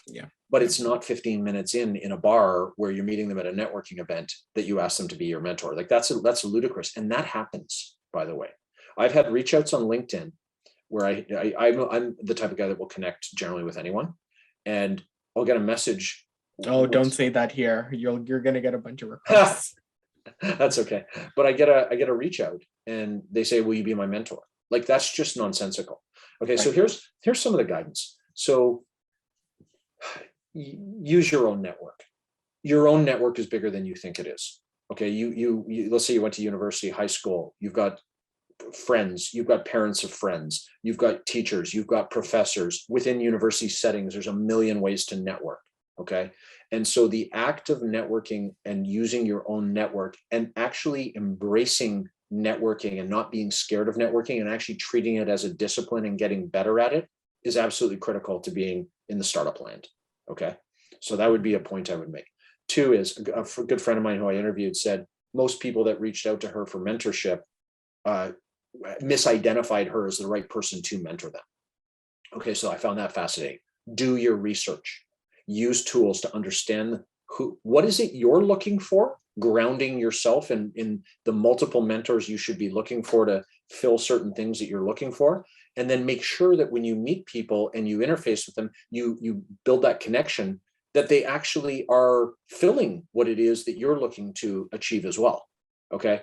And then use warm referral as much as humanly possible. I've done a number of warm referrals where people have become mentored. Both sides understood that warm referral and they created mentor-mentee relationships. And then we do say that it's hard to do cold reach out generally, particularly in the cynical current era, particularly on the LinkedIns of the world. So it's very hard to do that. But there are ways of, usually through a warm connection, to have a coffee chat. To part of the goal of a coffee chat is to determine if you'll have another one. And then if you have that other one, then you're starting to move down a road of being pretty transparent about you're enjoying it. You want to talk about, can we do this on a cadence? And then maybe that ultimately turns into a discussion of mentorship. So it's that, those would be some of the things that we heard when we were thinking about it. So this is, this is great sort of insight. One of the fears, at least I had this fear when I was starting in the ecosystem, is who am I to reach out to the Brice of the world? Yeah. Why would he spend time with someone like me? Even if it was a warm introduction. How do you get over that fear that what I have to offer this person is probably not valuable?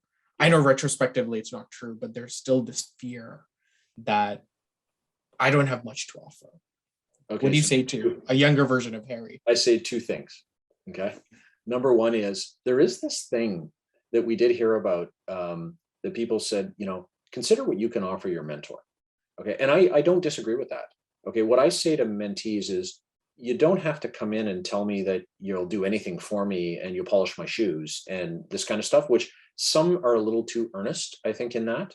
But remember, Harry, let's say 5 years ago, you're a young entrepreneur and you're building a business that's interesting and you're doing it in a domain that is not necessarily day-to-day for me. I'm learning more from you than you're learning from me. And I'm not going to, I call it the dirty little secret of mentorship. Mentors that want to learn, which are the mentors you want to meet with 25-year-old Harry because they want to learn from him. So that is what I say on that particular point. Okay. The other thing that I say is that this is something I had to learn. You need to ask. Okay. One of our principles of menteeship, there are 25, by the way, of menteeship. Mm-hmm. You need to have an ask, or you need to ask. And young people with a different power dynamic are scared to ask. And what happened? The best salespeople sure know how to ask, right? The best founders, or some of the best founders, figure out that you just have to keep asking. And what's the worst thing that happens? They say, no, I don't have enough time. They'll probably be Canadian polite. And they may even say, and then you may even be able to say to them, well, thank you for considering that. Anyone else I could talk to in your network, maybe for a coffee, right? So but you don't be scared to ask. It's too Canadian not to ask. The worst thing that can happen is they say no.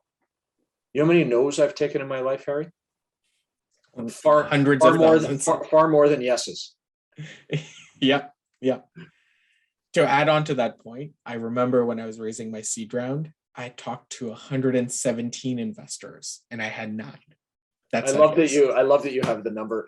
So many people know that number, like their number. It's painful. It's painful. I lost the number on Wind, and so I say 999, but it's not the number. It was not that many.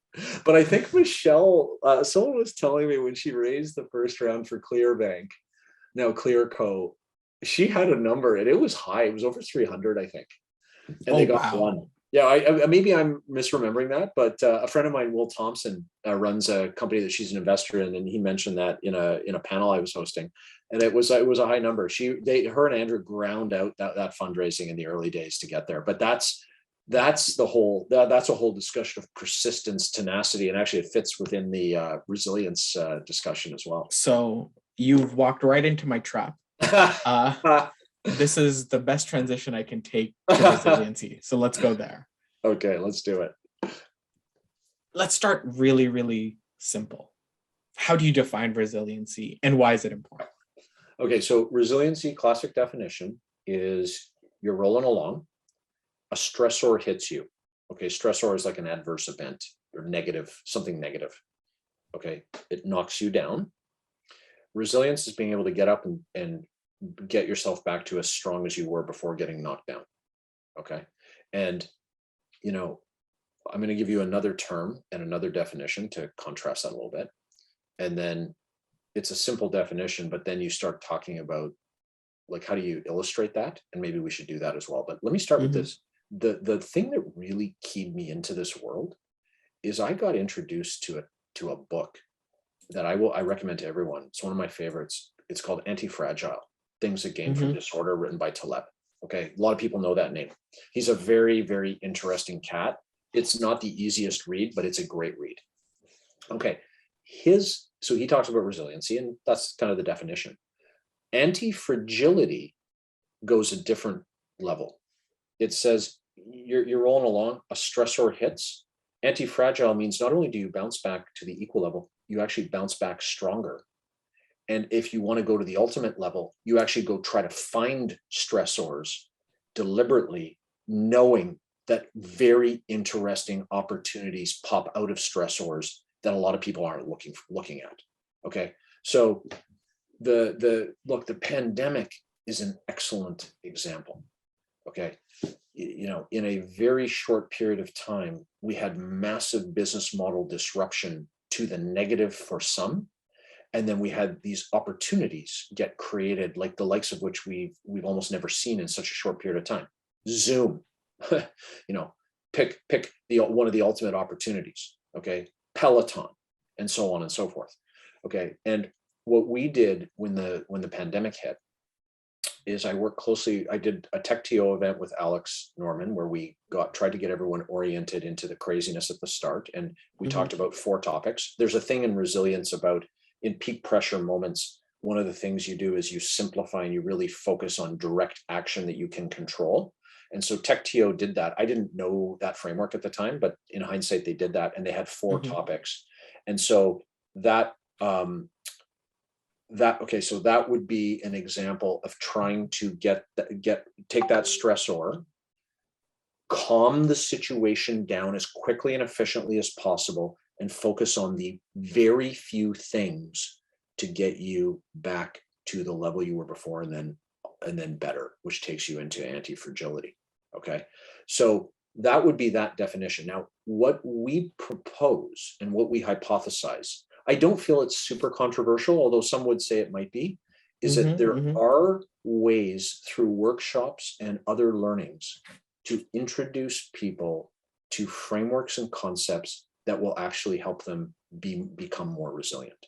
Okay, and you know how some people say, like, you can't teach resiliency, you can't teach grit, you can't teach certain things.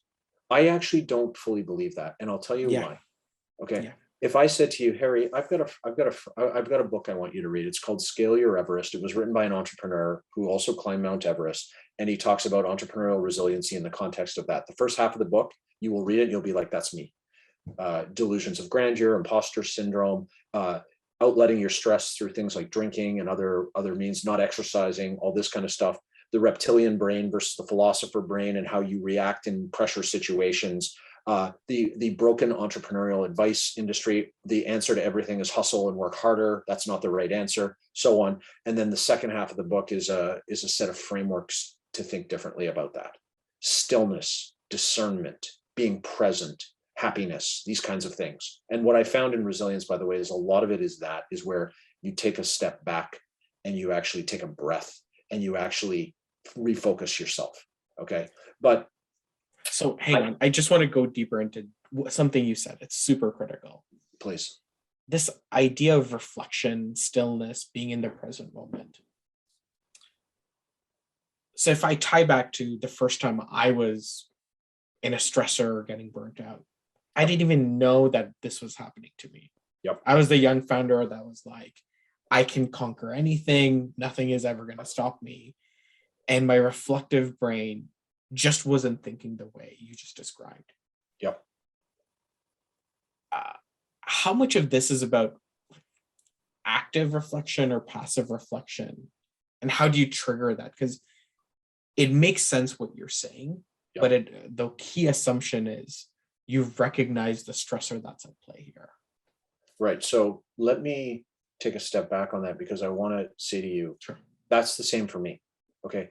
I didn't know really the word resiliency in this kind of more frameworky sense, in the way the literature talks about it, until like a year and a half ago. Okay. So like, what was my strategy? People used to ask me, well, how'd you guys get through wind?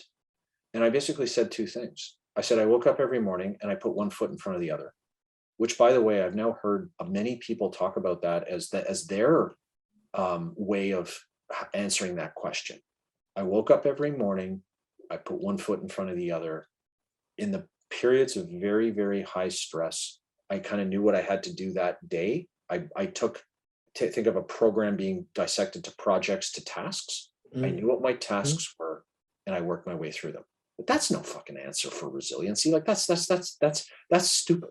Okay, of course we do that, but that's not like holistic resiliency thinking. The second thing that I used to say, is Tony, Simon, and I, in periods of peak pressure for us, which was quite frequent in wind, I hate to say it, had a social construct between the three of us where we could talk through things. We would sometimes be working 4 hours, 2 in the morning, 2 at night, in particularly distressful periods, talking through, batting around issues, beating up on each other in a positive way to work our way through the situation, recalibrate for the next day, and do it all over again. So I now can put some shape to this, where the resiliency literature would talk about social resiliency, physical resiliency, and psychological resiliency. My big miss was not knowing. I knew I should eat well and sleep well and all this kind of stuff. I didn't necessarily practice it.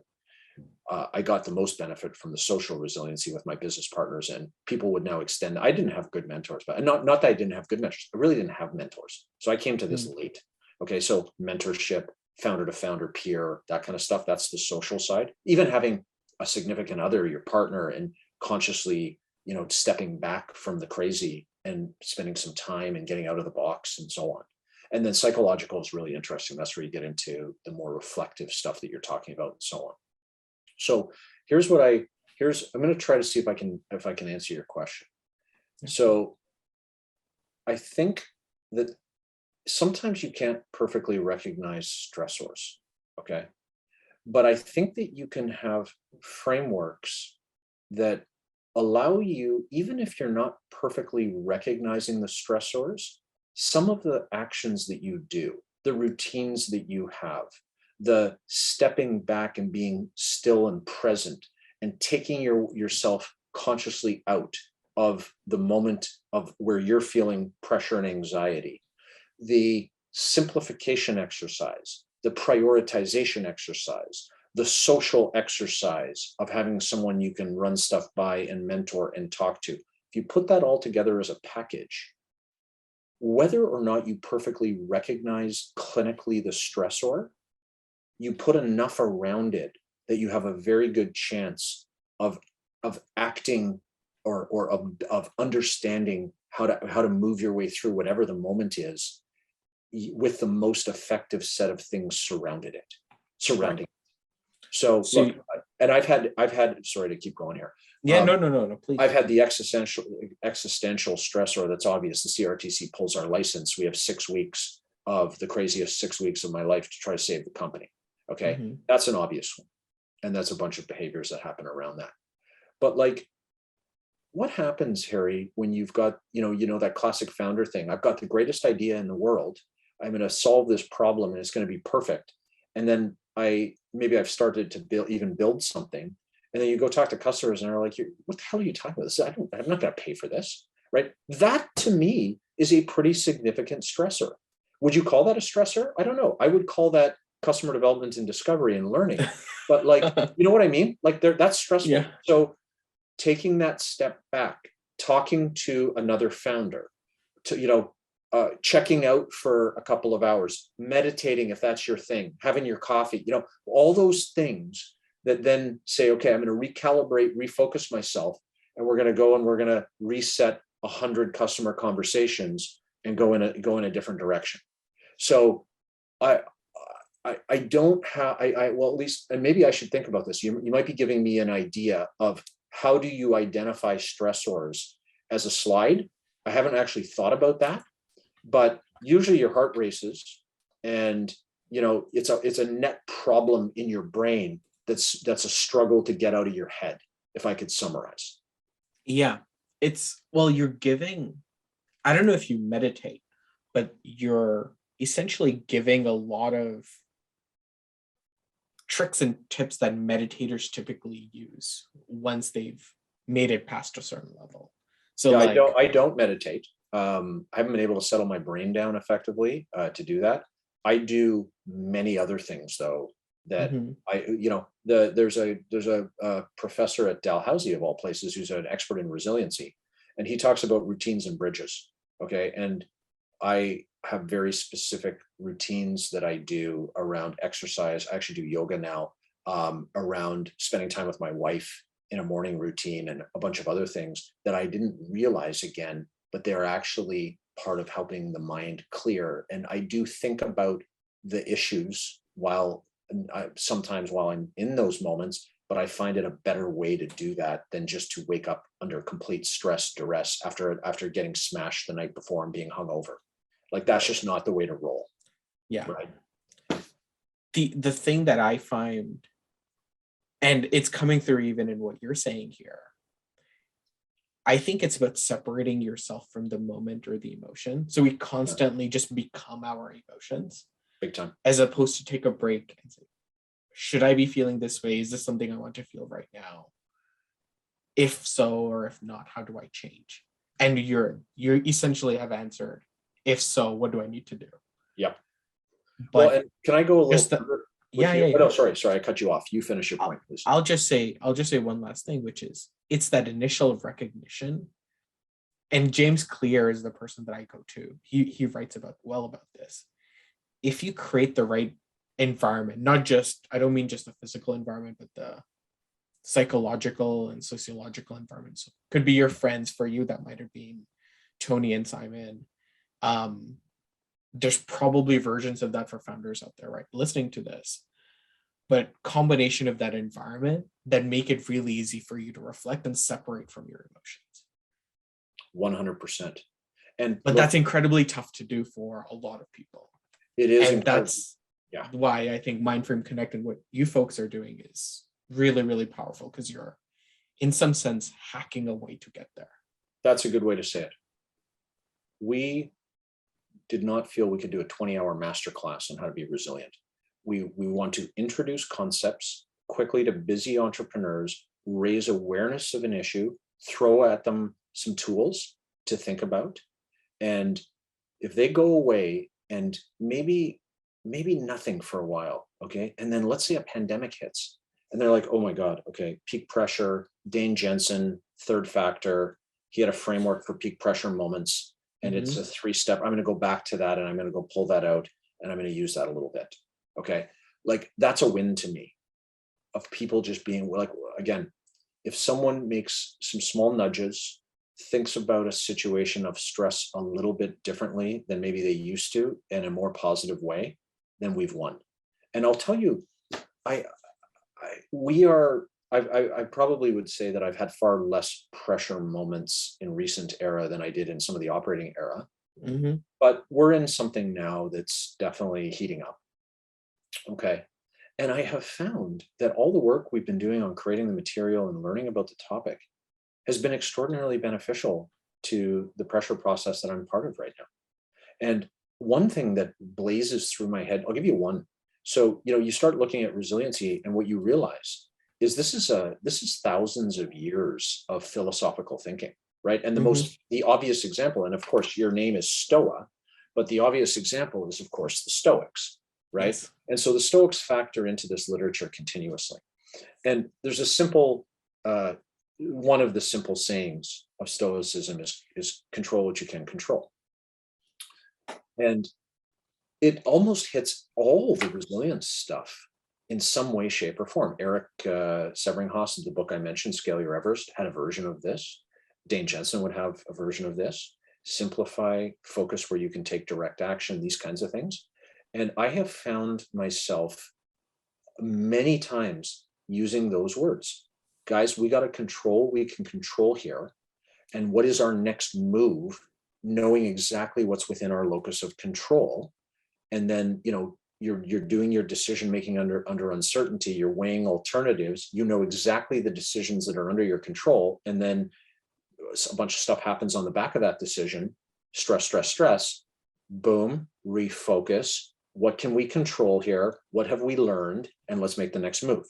And as opposed to trying to overplay the decisions that have already been made and blaming oneself for those decisions, that blame game, they call it the movie that runs through your head.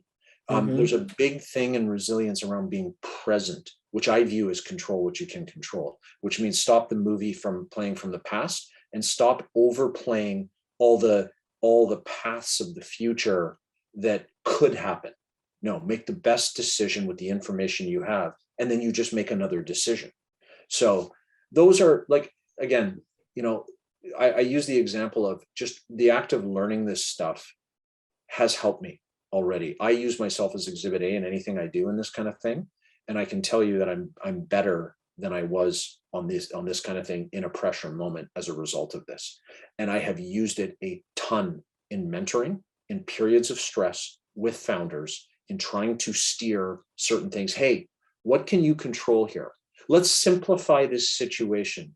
Why don't we take a pause? Let's grab a coffee and we're going to talk about something else. Who in your network is a mentor that you have that is an expert on this and can talk you through this? And oh, you know what? I had one founder that we talked about, she, I won't say, needed to seek some therapy on an issue. And we pre-agreed to it. So it goes in so many different directions, but it's been invaluable to me, I think, to add to my mental kit bag and also to the people that I mentor. Okay. I love that you brought up stoicism. Yeah. There's a intellectual curiosity or intellectual itch that I'll like to scratch, but I'll come back to that. I want to go back to a younger version of Harry, because I think there's younger versions of Harry's listening to us.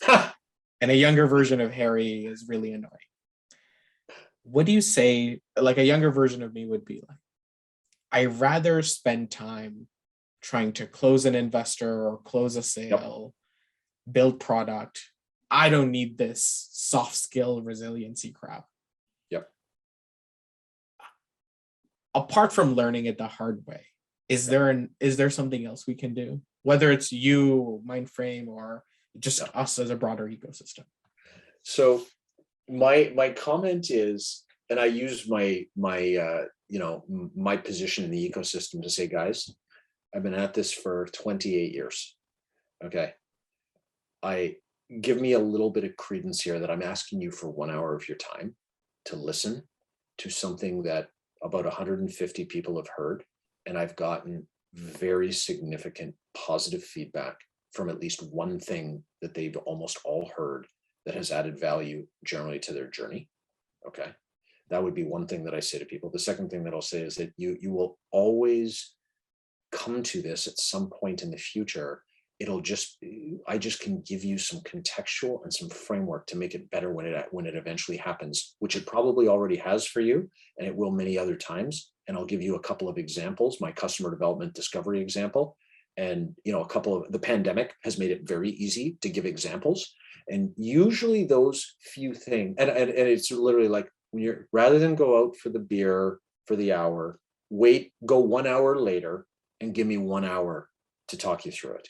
And by the way, I didn't even give you the full workshop pitch. We actually break resiliency up into three levels: individual, team, and organizational. Okay. And I will tell you that whether or not you change your life on the individual side, of course, I expect no one to change their life. That's not the right way to say it. But whether you change any behavior or you've kind of got a mental framework now on individual resiliency, whether you care about that, I guarantee you, when you talk about the team resilience and the organizational resilience, you will pull 2 or 3 things out of that you will learn. And so it's a bit broader than just individual. And then the other thing that I'll say is that the bibliography in and of itself, which is quite vast, okay, there's probably 25, 30 places to jump off to. I always steer them to the one for individual that's the most relevant, the one for team, and so on. If you just pick up, I've had 2 books in particular that are in the biblio, one on individual, one on team, that I have received more feedback from founders saying, this is me, I am making changes. I wish I had this way earlier in my journey. This is this. I'm passing this along to my founding team. So I can give enough now with, I think, some credible feedback that I hope I can crack the hour. That's my goal. Yeah. I don't know if I'm selling young Harry, but I'm sure trying to. You've already sold me. You well before this. Well, and I'm going to make it easier for you, Harry, because Yeah. so the last one that we did was awesome. We did it for Mhm. Prince's Entrepreneurs, which helps veterans that are leaving the military Mhm. who want to be entrepreneurs get mentorship. So we did resilience for them, which is really interesting, right? You're talking about veterans. Like if you want to talk about a definition of resiliency, one Yeah. thinks about those guys as being pretty in that category. But it was great because I had the writer of the book join as a guest and I got to interview him in 15 minutes around individual resiliency. It was excellent. And we had randomly in the crowd a team resiliency guy that I knew. And so I brought him up to say a few things. So it's even better. And I think we're going to post it so that the world Oh, can nice. watch it. Now it's an hour 15 because of the interview. So it's a little bit longer, but like, you don't even have to come to the workshop. It's going to be asynchronous at some point. Do it in stages, to do it in 10-minute chunks. I don't care, but I want you when a pandemic hits to not be turtling in the corner when you've lost your revenue, that you can get your head up, you can have a framework, and you can start rebuilding from a point of stress. And in an extreme example, I want you to actually go find the crazy crises and actually build businesses from it. Yeah. So this is the tie back to Stoicism. Again, you set me up so well to move on to the next one. There's this concept in Buddhism of pain and using pain as a way of growth. So it's like you'll see certain, this is not me, but talk to some folks that meditate really, really powerfully, or they're just extremely experienced in it, if you will. Yeah. And they'll sit still, and just sitting that still will cause so much pain that it's about overcoming that moment and this idea of anti-fragility, but taken in a physical context.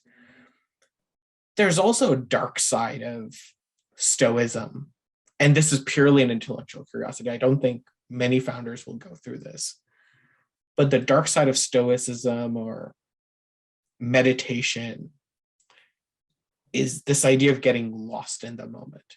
So, which is to say, if I only control what's in, if the objective here is to feel this elevated state, you kind of end up making mistakes, or you go through pain for the sake of pain and for the sake of growth, which in some instances is great, but taken too far, you become an unproductive member of society.